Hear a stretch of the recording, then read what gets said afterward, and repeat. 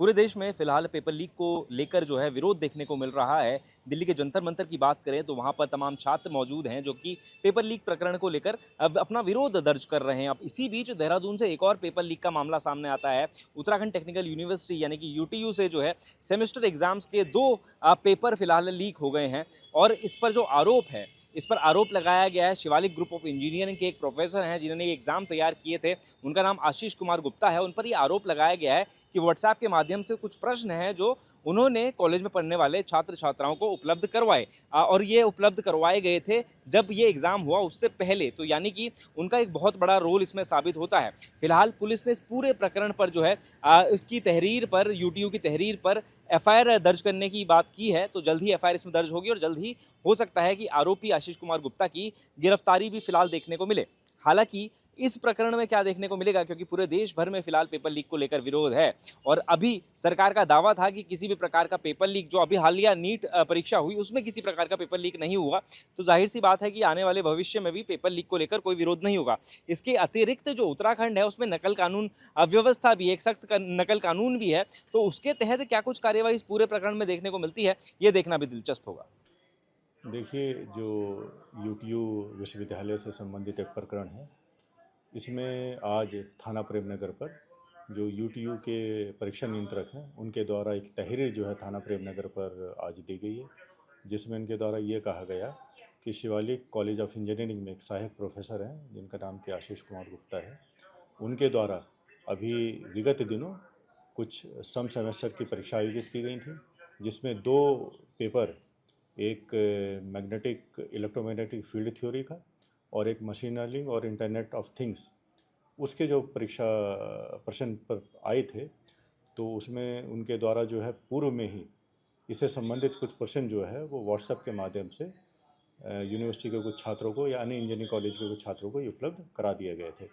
इस संबंध में यूटीयू के द्वारा जो है आंतरिक 2 जांचें जो है निष्पादित की गई और ये निष्कर्ष निकाला गया कि इनके द्वारा कुछ अनुचित लाभ कमाने के उद्देश्य से उपरोक्त जो परीक्षाएं थी उनसे संबंधित कुछ प्रश्न पत्र छात्रों को उपलब्ध करा दिए गए थे।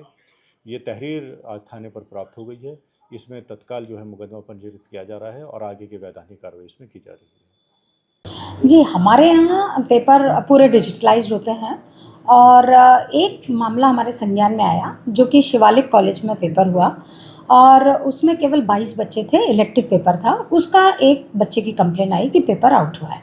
तो हमने तुरंत ही 8 जुलाई के पेपर के बाद तुरंत कमेटी का गठन किया और इस कमेटी ने मुझे 2 दिन के अंदर रिपोर्ट देकर ये कहा कि ये पेपर आउट हुआ है।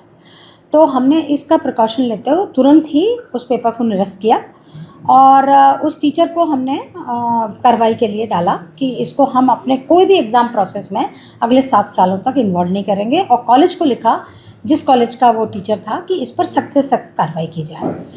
साथ ही साथ ये देखा हमने जांच के अनुसार कि इस टीचर ने कोई और पेपर यूनिवर्सिटी में तो नहीं बनाया।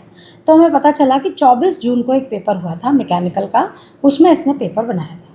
तो हमने उस पेपर की कोई शिकायत ना होने के बाद भी प्रिकॉशन लेते हुए, क्योंकि इस टीचर की हमको इंटीग्रिटी डाउटफुल लगी, तो हमने उस पेपर को भी निरस्त कर दिया।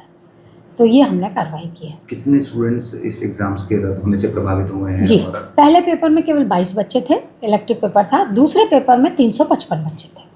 ये आप लोगों की तरफ से कोई पुलिस में जो है वो? जी, अभी क्या हमारी, देखिए, ये जब कोई घटनाक्रम होता है, 8 तारीख को हमको पता चला, 8 जुलाई के पेपर, उसके बाद हमारी कमेटी बैठी, हम पूरा एक प्रोसेस में जाकर के पूरा करते हैं। तो ये हमारा अनफॉर्चुनेटली कल ही हमारी प्रोसेस पूरी कंप्लीट होकर के हमने कॉलेज को चिट्ठी लिखी कि आपको ये एक्शन लेना है और हमने यूनिवर्सिटी की तरफ से उस टीचर पर क्या क्या एक्शन लिया ये हमने लिखा।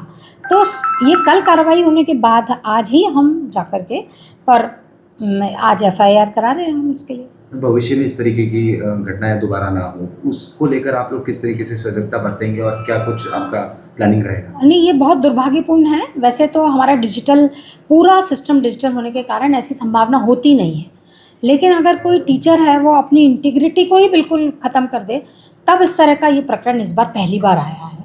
तो हम और कोशिश करेंगे कि जो हमारे एग्ज़ामिनर होते हैं वो और अच्छे से हम चूज़ करें और साथ ही साथ हम इस पर भी विचार कर रहे हैं कि हम एक क्वेश्चन पेपर केवल एक टीचर से ना बनवा करके 4-5 टीचर से बनवा करके उसको क्वेश्चन बैंक को हम ऐसे चला दें कि पता न चले कि किस टीचर ने क्या बनाया है। तो ये प्रिकॉशन हम अगले बार ले लेंगे।